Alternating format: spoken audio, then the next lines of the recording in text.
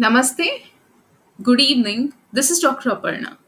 I'm an Ayurvedic neuropsychotherapist, a passionate Ayurveda, psychotherapy, neuroscience, and Bhagavad Gita infopreneur, medical writer. I have voiced my pursuit as global neuro mind Veda.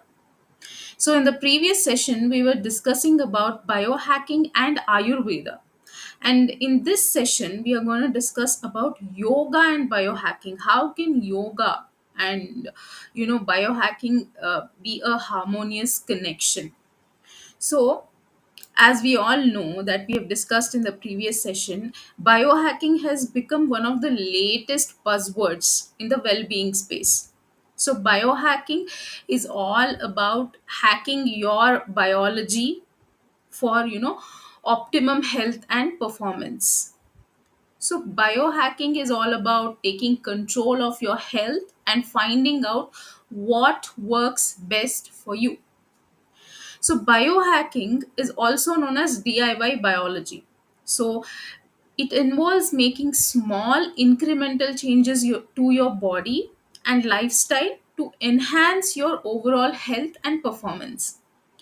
So, longevity biohacking is a specialized area within the field that focuses specially on extending lifespan and improving health span.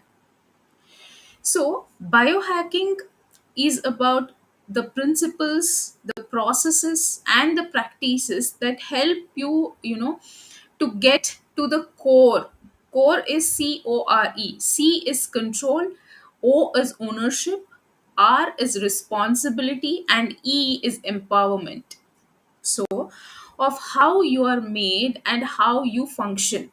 So this is actually explained in Dr. Alka Patel's the longevity concierge and lifestyle. She's a lifestyle medicine physician. She's the founder director of the longevity concierge. So in her book, she in her book mentions, unlike generic well-being advice, biohacking is all about personalized and precise informations that that's unique to you. So we in the previous session we discussed about Ayurveda is also not one size fits all. It is a customized approach as per your prakriti, as per your body constitution, as per the dosha vitiation, and as per the daily regimen and seasonal regimen which suits you. So here also in the here what the author mentions is, rather than a one size fits all approach, biohacking is also about understanding your unique biological markers and personal health data so that you can target specific things that have been shown to improve longevity, energy, and resilience. So it's about moving from guessing to knowing, says Dr. Patel. So, the power of biohacking lies in its ability to shift focus from treating symptoms to targeting root causes. So, take something like circadian rhythm. So, consistent exposure to morning light, sunlight, can help regulate your sleep patterns and optimize your melatonin. Melatonin is the sleep hormone. So, melatonin production. So, with biohacking, you would measure how your sleep data, like deep sleep and dream sleep, improve with morning light exposure and then make it a part of your daily routine. So, if the results are positive, so power of biohacking is its ability to shift focus from treating symptoms to targeting root causes. So that is what exactly Ayurveda does. So treating symptoms, no not just treating symptoms but targeting the root causes. So Now we are discussing yoga. So, as we've discussed, what is biohacking here? So, yoga is one of the greatest health revolutions the world has ever seen. So, it is the ultimate biohacking tool where we can take ownership of our biology to enhance our well being through lifestyle medicine. So, the magic of yoga comes from observing the movement of breath within the body.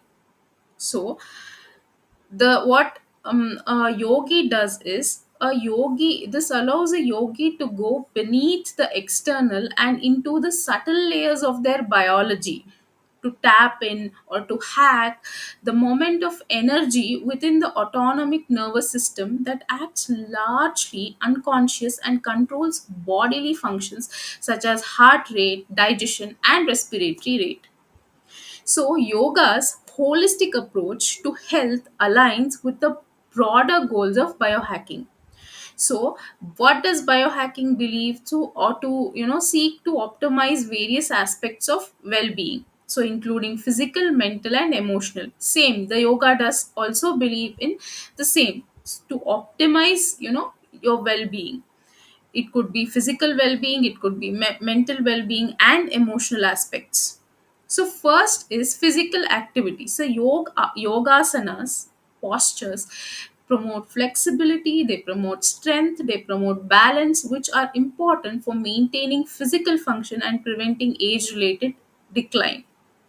So for further evidence, for the positive health benefits of yoga, William J. Broad, in his book The Science of Yoga, states clinical studies have shown that patients who do yoga have fewer hospital visits, less need for drug therapy, and a smaller number of serious coronary events ranging from heart attacks to death. So, stress reduction. Yoga incorporates breathing techniques, so pranayama and meditation, so which help reduce stress levels and promote relaxation. So, chronic stress is a major contributor to aging and age related diseases. Next is mind body connection. Yoga also cultivates a strong mind body connection which can enhance self awareness and promote healthy lifestyle choices that support longevity. So the next thing is yoga emphasizes on mindfulness and awareness. So yoga emphasizes being present and mindful during the practice. So this mindset can carry over to biohacking practices, encouraging individuals to be more aware of their body's signals and responses to various biohacks. Next is stress reduction. As I said, it yoga in as it incorporates breathing techniques, we when we practice pranayama and meditation, they help reduce stress levels, cortisol levels, and promote relaxation. So both yoga and biohacking can contribute to reducing stress levels. Yoga's focus on breath work and meditation can promote relaxation, while biohacking techniques like optimizing sleep and using adaptogens can help manage stress. So, next is, yoga, as I said, enhances flexibility, strength, and balance, so which can support physical performance in various sports and activities. So biohacking techniques like nutrition optimization and targeted supplementation can further enhance physical capabilities. Next is mental clarity. So yoga's meditative aspects can promote mental clarity and focus. So, combining with nootropics is a biohacking technique, and other cognitive enhancing biohacks can have a positive impact on mental performance. So, not only on the physical performance but also on the mental clarity and stress levels, and anxiety and various other supposedly happening, which you will end up in might end up in mental health illnesses, can be prevented by yoga. So, sleep optimization, one of the most important biohacking techniques, involves optimizing your sleep. So, sleep is essential for recovery, and a consistent sleep schedule is crucial for maintaining your energy and focus throughout the day. So, yoga, particularly a restorative practice, can help you relax and wind down before bed. So, combining yoga with sleep tracking can give you valuable insights into how your yoga practice impacts your daily, your sleep quality. So, and also reduced inflammation. Nowadays, inflammation also is more, discussed subject. Inflammation. So, reduced inflammation. Both yoga and Ayurveda emphasize practices that can reduce chronic inflammation, which is a key driver of aging and age related issues.